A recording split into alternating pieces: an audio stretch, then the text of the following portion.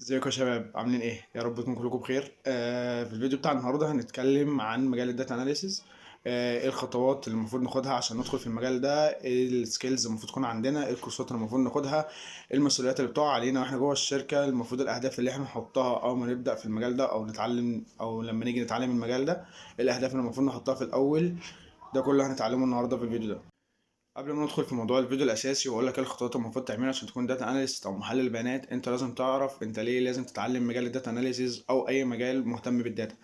مجال الداتا داخل في معظم المجالات، يعتبر زي الاندستري، زي الفاينانس، الاي كوميرس، الهيلث كير. دي كلها مجالات برضو بيكون ليها داتا، والداتا دي لازم تعمل لها تحليل بيانات. مجال الداتا مش بيختص بس في مجال تحليل البيانات بس، لا ده في داتا ساينس، في ماشين ليرنينج، في بيزنس انتليجنس. دي كلها حاجات بتختص انها تتعامل مع الداتا دايركت. فانت عشان كده لازم تكون مهتم انك تعرف التكنولوجيا الجديده اللي طالعه، وتعرف وتهتم بمجال الداتا عشان تقدر تلاقي جوب اوفر يقدر يوفر لك حياه كويسه. نبدا في موضوع الفيديو الاساسي ونقول ايه هي الخطوات المفروض تعملها عشان تبدا في مجال الداتا اناليسيز او اي مجال تاني مهتم بالداتا.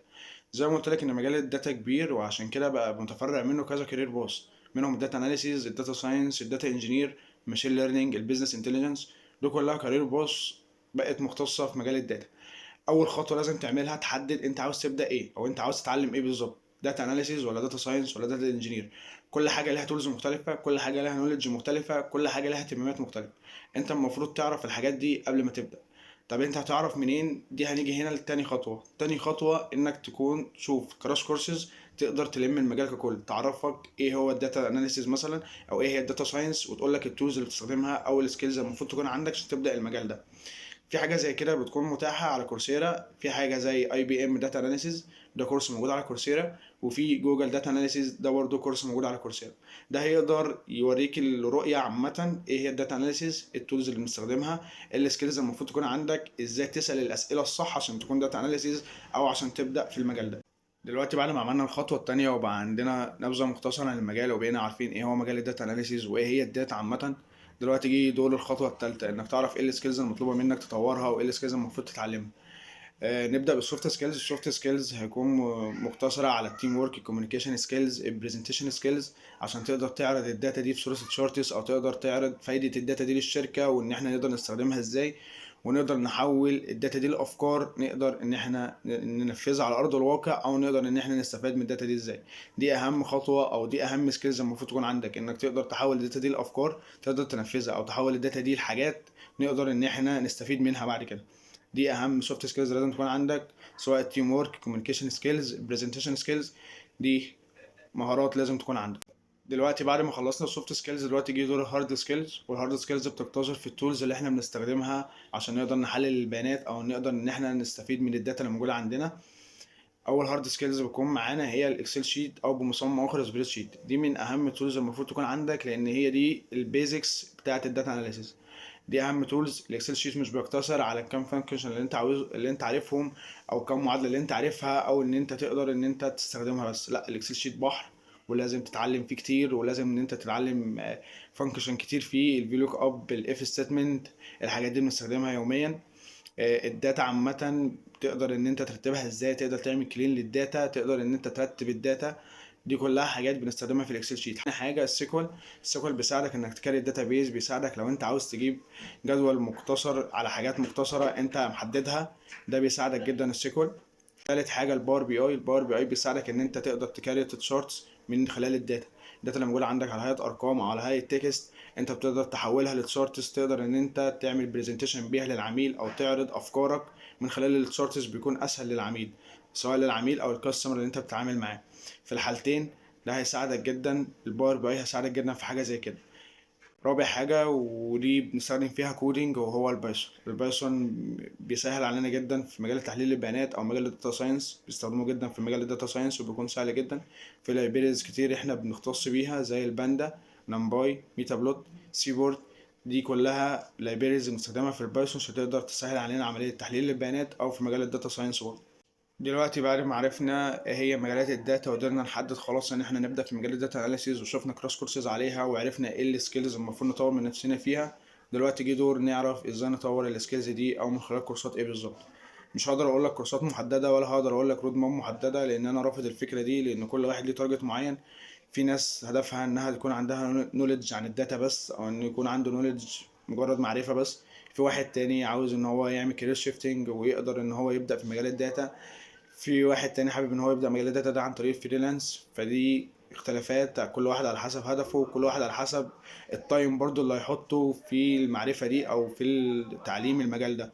فانا مش هقدر اقول لك رود ماب معينة، ولا هقدر اقول لك كورسات معينة تقدر تبدأ بيها، بس هقدر اقول لك المواقع اللي انا بدأت فيها وان انا قدرت اتعلم منها كتير. اول موقع داتا كام، ده من اهم المواقع، وده قدرت ان انا اتعلم فيه وبراكتس. داتا كام بيساعدك ان انت تبراكتس، دي حاجه كويسه جدا مش موجوده على اي ويب سايت. تاني حاجة 365 داتا ساينس، ده كويس جدا. 365 داتا ساينس برضه بيقدر ان هو يشرح لك حاجات معينة او حاجات في الداتابيز او في السيكوال او في السبريد شيت، دي برضه حاجة كويسة. كورسيرا كويس جدا. يوديمي، يوتيوب عليه حاجات كويسة كتير جدا، في ناس كويسة فيه سواء بالعربي او بالانجليش، هيساعدك كتير جدا في الداتا اناليسيز. بس ان انت تكون مجتهد مع نفسك وتقدر تعمل بروجكت مع نفسك، تقدر ان انت تطبق الحاجات اللي انت بتتعلمها دي في بروجكت، ده اللي هيميزك عن اي حد. انا اديتك الريسورسز والبروجكت برضو تقدر تجيبها من على كاجل من المواقع الكويسه جدا، تقدر تجيب عليها بروجكتات، وتقدر ان انت تبدا تعمل بروجكت من نفسك. دلوقتي بعد ما عرفنا ايه هي الريسورسز اللي انت تقدر تجيب من عليها الكورسات اللي تقدر تتعلم من عليها السكيلز اللي مطلوبه منك في مجال الداتا اناليسيز، دلوقتي جه دور ان انت تختار احسن كورس ليك او احسن حاجه ليك. مفيش حاجة اسمها أحسن كورس، مفيش حاجة اسمها الإفادة الكاملة من الكورس. الكورس مش هيديك يعني بالنسبة لي هيديك 60-70% بالكتير، وأنت عليك ال30 وال40% الباقيين. 30 وال40% ده براكتس براكتس براكتس، دي أهم حاجة وده اللي هيميزك عن أي حد. مفيش حاجة اسمها أحسن كورس. شوف الكورس اللي هيفيدك، شوف الكورس، شوف الشخص اللي هيقدر يفيدك أو هتقدر تفهم منه وابدأ معاه، سواء على يوتيوب، سواء على داتا كامب، سواء على 365 داتا ساينس، سواء على كورسيرا، سواء على يوديمي. الريسورسز كتير قوي، مجال الداتا اناليسيز ليه ريسورسز في كل حته، وهتلاقي كذا حد على لينكد ان هيقول لك ان ليه ريسورسز في كذا حته. دلوقتي جه دور اهم خطوه بالنسبه لي، لانها هتساعدك لو انت التارجت بتاعك ان انت تحصل على جوب اوفر او انت تعمل كارير شيفتنج، فدي هتساعدك كتير ان انت تبدا تعمل بروتوفوليو لنفسك. البروتوفوليو لنفسك هيساعدك ان انت تشتري عليه النولج اللي انت اتعلمتها، الكورسات اللي انت بدات فيها وخلصتها واتعلمت ايه من الكورسات دي اهم حاجه. مش تاخد الكورس وخلاص، لازم تقول انت اتعلمت ايه واستفدت ايه من الكورس ده، ايه البروجكت اللي انت شغال عليها او ايه البروجكتات اللي انت خلصتها. دي حاجه مهمه جدا. تبدا تعمل كونكشن مع الناس اللي مهتمه بنفس المجال بتاعك، ده يساعدك جدا. تبدا تشوف مينيتور ليك، لينكد ان هيكون عليه ناس كتير مهتمه بنفس المجال بتاعك ونفس التارجت اللي انت عاوز توصل له، سواء انك حابب ان انت تتعلم نولج بس عن المجال، حابب ان انت تحصل على جوب اوفر، حابب ان انت تعمل كارير شيفتنج، هتلاقي ناس موجوده على لينكد ان. دي حاجه هتساعدك جدا. لينكد ان من اهم المواقع اللي هتساعدك في كده، وهتساعدك ان انت تعمل بروتوفوليو لنفسك وبيرسون براندنج نفسك ان انت بدات في مجال الداتا اناليسيز. فده حاجة مهمة جدا. دلوقتي وصلنا لآخر الفيديو، يا رب أكون فدتكم. بدأنا في أول الفيديو نعرف إيه هي الداتا وأهمية الداتا، مجالات الداتا، كان كذا مجال. بعد كده اختصينا بالذكر مجال الداتا اناليسيز، وقلنا ايه السكيلز المفروض نتعلمها او المفروض نطور من نفسنا فيها. بعد كده قلنا الريسورسز اللي تقدر تتعلم من عليها السكيلز دي او تقدر تطور من نفسك في التولز بتاعه الداتا اناليسيز. اخر حاجه قلناها ان انت ازاي تقدر تطور من البورتفوليو بتاعك، او تقدر ازاي تعمل بيرسونال براندنج لنفسك سواء على لينكد ان او على جيت هاب.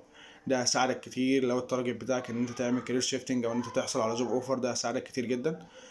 اخر حاجه بقولها لك ان انا ان شاء الله هقدر اكون معاكم، مع اي حد حابب ان انا اساعده في مجال الداتا اناليسيز ان هو يبدا فيه.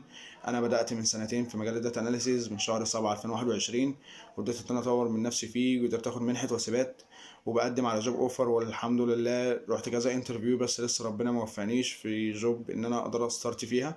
بس لحد دلوقتي انا لسه بطور من نفسي فيها ولسه بعمل بروجكت، وان شاء الله ربنا يوفقني بعد كده. لو اي حد محتاج مساعده ان هو يبدا، او ان هو ياخد نصيحتي في حاجه، او ان هو مشتت بين كذا كورس مثلا، ممكن ارشح له الكورس الانسب ليه. دي حاجات انا هكون موجود معاكم فيها. هسيب اللينكد ان بروفايل تحت والفيسبوك بروفايل، ولو حد محتاج رقمي ممكن يكتب لي في الكومنتات وانا هتواصل معاه، وان شاء الله اقدر اساعده على قد ما اقدر باذن الله. يا رب اكون فدتكم، وان شاء الله يا رب تكون بدايه خير لاي حد حابب يبدا في المجال ده باذن الله.